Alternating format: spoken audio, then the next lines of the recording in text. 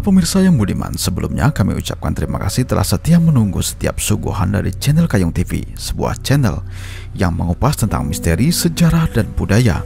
Pada suguhan video kali ini kita akan membahas mengenai kelanjutan dari kisah Raja Tanjung Pura era Sukadana yang ke-8, yakni Panembahan Air Mala. Untuk kali ini kita akan membahas mengenai Raja Tanjung Pura yang ke-9, yakni Panembahan Baroh. Selamat menikmati.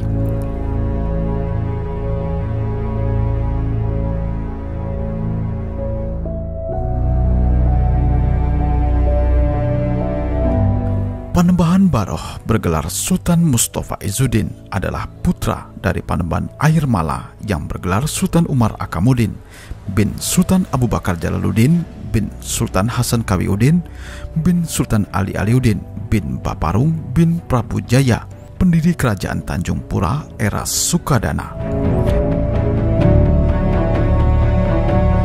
Nama di Baroh berasal dari kata baruh yang di dalam bahasa Banjar lazimnya untuk menyebut nama tempat yang memiliki daerah rawa atau rendah.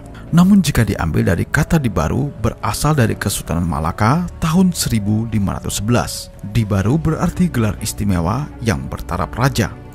Jika melihat dari kronik sejarahnya, Panembahan di Baroh adalah yang pertama kali membuka Matan. Matan adalah tempat yang berawa dan banyak gunung-gunung yang tinggi. Maka jika dihubungkan hal ini sesuai dengan penyematan nama di Baroh. Panembahan di Baroh merupakan pendiri kerajaan Matan yang berada di hulu Sungai Simpang, tepatnya Sungai Matan. Reruntuhan kota Matan kuno yang dibangun oleh Panembahan Baroh masih dapat kita saksikan hingga saat ini, walaupun kurang terawat dan menyedihkan. Di antaranya adalah kolam laut ketinggalan, umpak bekas tiang seri keraton, fragmen pecahan keramik, serta bata merah di sekitar lokasi bekas keraton Matan kuno yang tidak jauh dengan kompleks makam Raja Matan, yakni Gusti Aliuddin atau Sultan Mangkurat, serta makam Said Kubro dan makam bertipe nisan Aceh, serta makam tua bertipe palus atau batu kuno.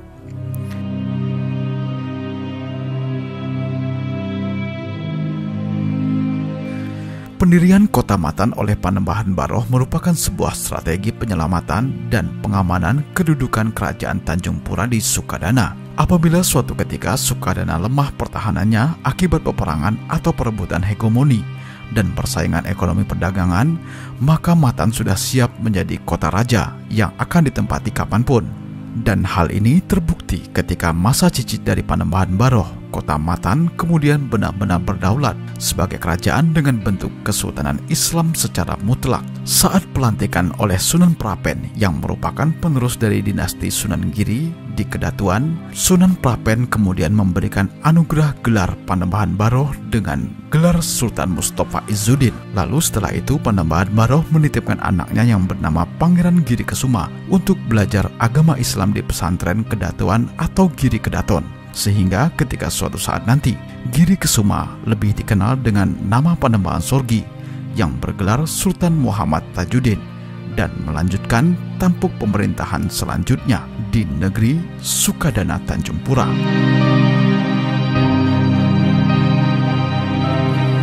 Bahkan bekas kolam laut ketinggalan yang masih ada hingga kini ada di Matan juga memiliki mitos yang saat ini masih sering diperbincangkan di kalangan masyarakat, yaitu kisah tentang salah seorang putra raja, yaitu pada suatu saat setelah sang putra raja itu lahir dikumpulkanlah para ahli nujum untuk melihat nasib sang putra.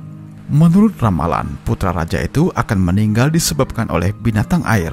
Maka sejak saat itu sang raja sangat berhati-hati karena ramalan itu dikhawatirkan akan terwujud. Namun menjelang umur 4 tahun, sang putra raja itu ingin melihat laut, maka dibuatkanlah laut berupa kolam yang diisi dengan berbagai jenis ikan dan sebagainya. Namun suatu saat sang anak raja tersebut meminta seekor buaya ada di kolam itu. Maka dibuatlah buaya dari kayu, persis seperti buaya yang sebenarnya.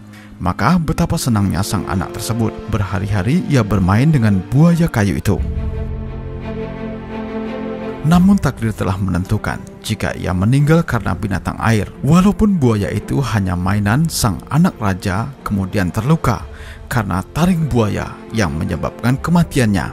Sejak saat itu dinamailah kolam tersebut sebagai kolam laut ketinggalan. Dan cerita legenda itu masih sering diperbincangkan oleh masyarakat Matan dan Sukadana serta Simpang hingga saat ini.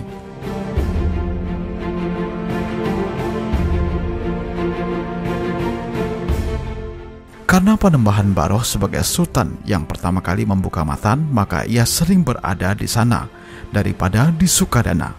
Sementara anaknya sekaligus putra mahkota, yakni Giri Kesuma, sudah pulang dari menuntut ilmu agama di Kedatuan Giri.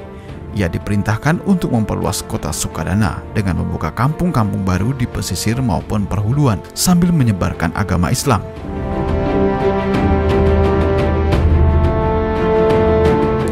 Panembahan Baroh kemudian wafat pada usia yang sangat tua di tahun 1590 Masehi dan dimakamkan di atas Bukit Laut, tepatnya di Gunung Lalang saat ini, berdampingan dengan makam cucunya, yakni Giri Mustika atau Raden Saradewa. Demikianlah kisah sejarah Kerajaan Tanjung Pura di masa Panembahan Baroh sebagai Raja Tanjung Pura yang ke-9. Untuk kisah raja yang ke-10, Anda dapat menikmatinya di channel Kayong TV. Semoga selalu dilimpahi keberkahan rezeki dan kesehatan bagi para penggemar semua. Sampai jumpa dan salam budaya.